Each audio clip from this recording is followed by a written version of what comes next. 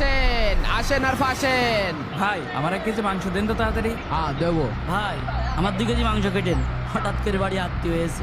হ্যাঁ দিচ্ছি আমার তাড়াতাড়ি 5 কেজি মাংস দেন, শ্বশুর বাড়ি যাব। দিচ্ছি দিচ্ছি ভাই, সবাই একটু অপেক্ষা করেন। আমার একটু গোস্ত দেওয়া যাবে না?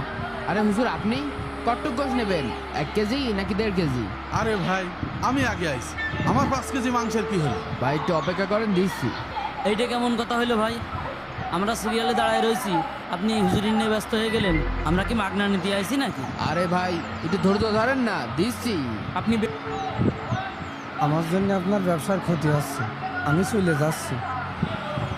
হুজুর দাঁড়ান, আপনি কোনো জায়গাটা যাবেন না। আপনারা জানতে চান আপনাকে এর আগে কেন হুজুরকে গোশ দিচ্ছি? তাহলে শোনেন। আপু মজা ছুটি দিয়েছে। আপু আমার বন্ধুরা সবাই বাইরে যে গরুর গোশ খাবে, তুমি আমার জন্য এক পকড়